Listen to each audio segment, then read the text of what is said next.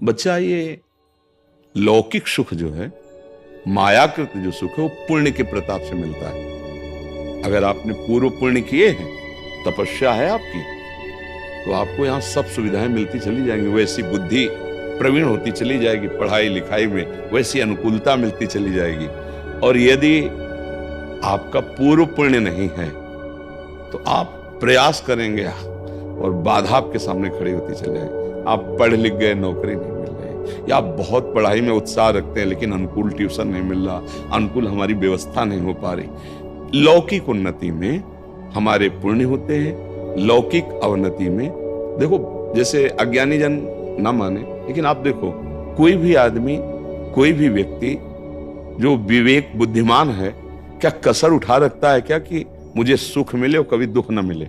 कोई कसर, आप बोलो, सब चाह रहे हो ना, तो है ना कोई जो मुझे जबरदस्ती दुख देता है? वो मेरा कर्म, वो मेरा कर्म है। बस यही अध्यात्म समझाता है कि आप आए हुए दुख सुख को धैर्यपूर्वक बुद्धिमानी से बचकर निकल जाओ। और भजन एक ऐसी वस्तु है, भगवान का नाम जप, भगवान की लीलाओं का गायन श्रवण और दूसरों में भगवत भाव करके सेवा, ये आपकी बाधा रूपी जो पाप कर्म है उनको भस्म कर देगा। अब ये बात अपने को पता नहीं, और ये बात उसको भी पता नहीं जिसको ये सामग्री मिली हुई, सुंदर स्त्री या सुंदर पति या गाड़ी, रुपया, पैसा, जो आप सोच रहे हैं, जिसको देखकर आप ललचा रहे हैं, वो उसके पास वस्तुएं हैं, पर वो भी अशांत है, उसके अंदर भी कामना है, वो भी तृष्णा से युक्त है, भय से युक्त है, और वो मृत्यु से भी भयभीत है। तो भैया कहां सुख हुआ?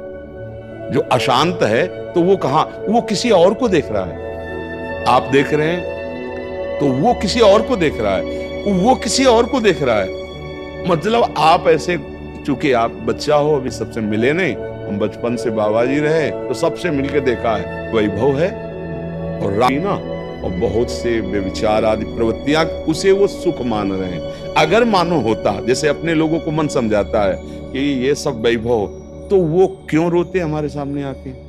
वो क्यों हमसे प्रार्थना करते?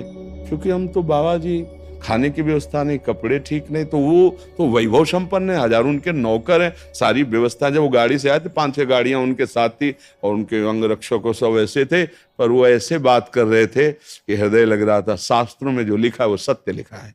अनुभव में बच्चे थे तब भी, बस इसीलिए बुद्धि पुष्ट होती चली गई। नहीं नहीं, उस वस्तु को जानना, उस वस्तु को प्राप्त करना है, जिसको प्राप्त करने के बाद कुछ भी चाह नहीं रह जाती। तो बच्चा, भगवान का नाम आपके जो उन्नति में बाधक है उनको नष्ट कर देगा। हमारे जो रसिकाचार्य महापुरुष हैं, उन्होंने कहा है, राधा वल्लभ भजत भज भली भली सब होए, जीते विनायक शुभ अशुभ, विघ्न करे नहीं कोई, विघ्न करे नहीं कोई, डरे कलिकाल कष्ट भय, हरे सकल संताप, हरसि हरि नाम जपत जय।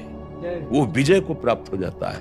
कोई भी विघ्न, देखो हम डरते हैं कि जैसे बताया गया कि कोई ग्रह तुम्हारे खिलाफ, अगर वो अनुकूल हो जाए तो तुम्हारी उन्नति हो जाए, तुम्हारी उन्नति में अमुक ग्रह बाधक, ऐसा है, ऐसा कोई झूठा नहीं है। ज्योतिष शास्त्र सत्य है, ग्रह नक्षत्रों का प्रभाव हमारे ही कर्म से विपरीत और अनुकूल होगा, वो ऐसे नहीं है। जितने भी ग्रह नक्षत्र हैं, जितने भी लोकपाल हैं, जितने भी काम क्रोध लोभ मोह मद मत्सर आदि हैं, ये भगवान का विभाग है, शासन विभाग।